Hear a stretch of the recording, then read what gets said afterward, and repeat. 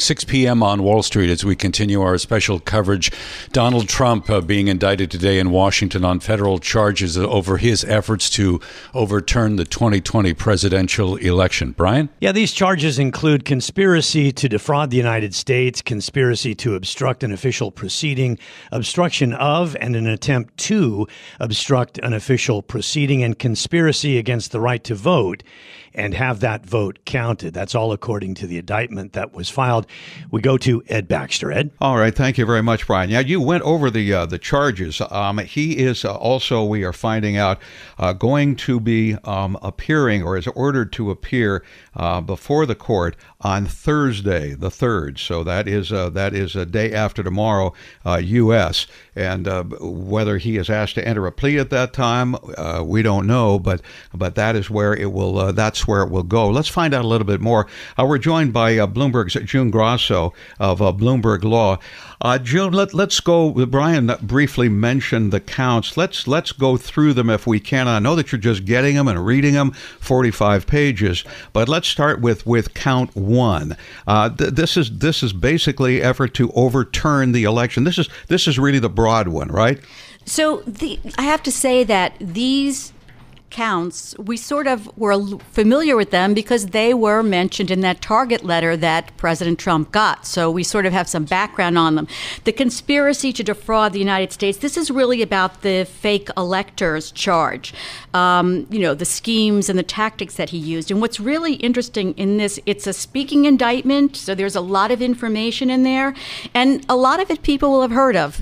So they go through in this indictment 5 different states: Georgia, Arizona, Michigan, Pennsylvania, and Wisconsin. And they talk about what happened in each of those states. So people will be familiar with some of the things. For example, it mentions that phone call that we've all heard a million times probably, where he's talking to Brad Raffensperger about finding 11,000 etc. votes. So you'll see a lot of things that you'll recognize. What's also interesting is that he's the only one charged. There are 6 other co-conspirators that are not named. However, you can also tell who some of them are. It's pretty obvious that Rudy Giuliani is one of them, and some of the other attorneys that were, involved in the efforts to change the results of the election. So that one, a federal judge actually already found by a preponderance of the evidence that Trump and a co-conspirator, at that time it was John Eastman, he's also one of the co-conspirators here,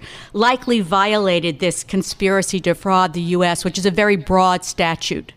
Okay, so, and we're standing by the way, for a press conference with Jack Smith. Apparently, he is going to speak. Jeanne, I want to follow, though, because of the second count is interfering with the process of certifying. So that is going really to the heart of obstructing the certification of a vote, which would lead to the transfer of power. So this, again, Section 1512 of Title 18 has been used many, many times, perhaps hundreds of times, against January 6th rioter. It's the Justice Department's go-to count in describing the central event of that day, which was the disruption of the Electoral College certification process that was taking place inside the Capitol. So that is, fairly expected. And they go through, every detail that you can imagine about what happened that day and what former President Trump said, including, what we've all seen, which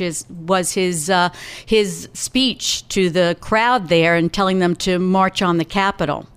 Jeanne, from what we've heard from Trump's lawyers, John Lauro and Todd Blanche, is the main line of defense political persecution? And then just a quick follow to that is, what's the reason from a legal standpoint that the alleged co-conspirators have not been officially named? Well, the reason may be that the special counsel really wants to move this to trial fast. So where you have one defendant, it's much easier to move it to trial fast. That doesn't mean that, in other words, since they haven't named the co-conspirators, they can still file charges against them, at another time. So that doesn't mean that the co-conspirators are free and clear. I know that, Rudy Giuliani had told reporters that he wasn't being, he didn't get a target letter. He wasn't being indicted. He should say at this time, because you never know what will happen in the future. And I think it's kind of unlikely that they're going to let these co-conspirators, get off just free and clear. And as far as what we've heard from former President Trump and his lawyers is this is, political prosecution, the witch hunt, which we've heard since even before he became president. That's not going to fly so well in a courtroom. A judge probably won't even let them raise that. And Trump has also said that he's going to raise that the election was stolen from him. And I'm sure a judge is not going to let him raise that either, because it's been proven in courtrooms, I forget how many, time and time again, that the election was fair and free and was not stolen from him. Some of the other things he could raise, advice of counsel is something that's been talked about. But there again, you have to have a specific counsel that advised you. And, you have to have, there's a thing called, you can't just accept what's said by somebody. You can't accept something if it's reckless disregard for the truth. So, he's going to have a lot more restrictions on his defense than those that he or his attorneys throw around, when they're doing interviews. It's going to be a lot different in a courtroom. Now, you mentioned, June, that just looking at Georgia and other states, this is going to parallel what is going on with a potential indictment in Georgia, doesn't it? I didn't realize it was going to be this wide-ranging. It is very much a circle, isn't it? Well, it is. They're covering. I was surprised that, we had heard that, they were definitely looking into Georgia. They had talked to the Georgia election officials, Secretary of State, et cetera.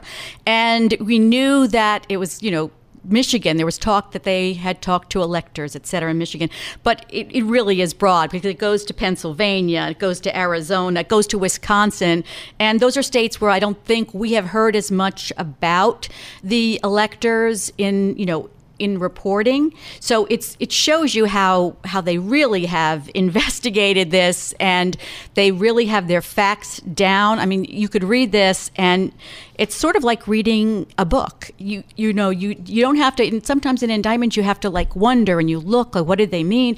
This is so clearly set out. It's called a speaking indictment. It's similar to the one that we had in the classified documents case, although there are no pictures in this one. But it's very easy to read. And I think, last time we heard Jack Smith say that he urged Americans to read the indictment. And I think that's another thing that they'll probably be hoping that Americans do, to see, where this all came from, and also why Donald Trump is being charged. Also, they have used that civil rights era law for deprivation of rights, Section 241 of Title 18, and that was a surprise when it came out in the Target letter. It's been used broadly, though, in the modern era with cases of voting fraud conspiracies. So that also was not a surprise, but it was a surprise when we heard the Target letter, but not so much this, because this follows along with what we anticipated. Yeah, and hang in there, June, will you? Bryan, did you have something else to ask June? Well, it's kind of a long type of question. I don't know if we can sneak it in, but it has to do whether or not this continues in the public arena, which the former president seems to love, or, listening to former prosecutors and defense lawyers. Normally they say once you are facing actually doing time in prison, that you get very careful about what you say in public. Is that going to be the case this time around? Well, I don't think Donald Trump is prone to being careful about what he says in public. He's talking about this on the campaign trail. He continues to call the special counsel deranged. But if you'll remember, when he was in New York for his arraignment on those charges, the judge very sternly instructed him not to say anything. And I don't think he's really been talking that much about that particular proceeding, but I think that he may, even though his lawyers will tell him not to, they'll tell him don't say anything because it can always be used against you. I think that Donald Trump, being Donald Trump, he's probably going to continue to talk about it. Hey, June, thank you. And stand by for us. I know you will. And this will be a topic for Bloomberg Law tonight. That is Bloomberg's legal correspondent, June Grasso. We want to just switch gears a little bit and get with Jeanne Zaino, professor of Bloomberg Politics, contributor, author of American Democracy in Crisis. So here it is, Jeanne. This is history.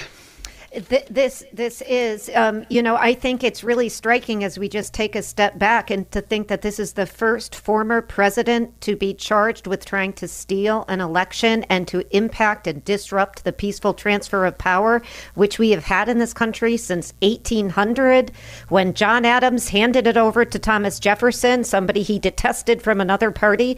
So it is quite an indictment. And I obviously, like everybody else, and I was just listening to all of June's details. I don't know how she does it so fast, but trying to read through this, and somebody described it as a screaming indictment, not a speaking indictment. And I think that is an apt description because it is chock full of details, of information, and it is quite compelling to read what they have laid out here in these 4 counts against him. All right, so now politically, Bryan asked a really good question of June, and I want to ask the same thing of you.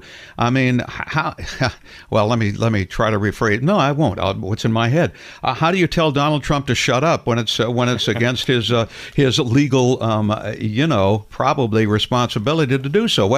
How do you do that? And will he? And politically, can he? Well, he won't, because we already understand he has already, and not surprisingly, sent out a fundraising appeal as this has come down, saying that this is the Biden administration's attempt to try to block his campaign, because the polls that we've been talking about for the last 2 days and last several weeks, quite frankly, show that he is so far ahead. So he is not being silenced. And obviously, all of us who support the First Amendment, as I know all of you do, we don't want him to be, sort of quiet in that way or to be shut up.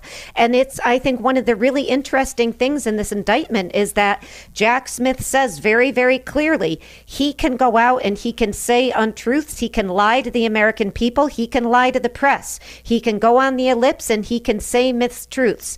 But he's not being charged with any of that. He's being charged with using the power or attempting to use the power of his office and the power of the government to steal an election and to overturn the will of the American people. And so, we can have both, in other words. And I think it's such an important point that you both raise. We can have freedom of speech, freedom of press, First Amendment rights, and we can also have fair, transparent elections that are uninterrupted. And that is how it should be in a democracy like the United States. And that's why I was really, really, happy in the very quick reading I've done to see Jack Smith lay that out. You can lie, but you can't steal. And that is the reality.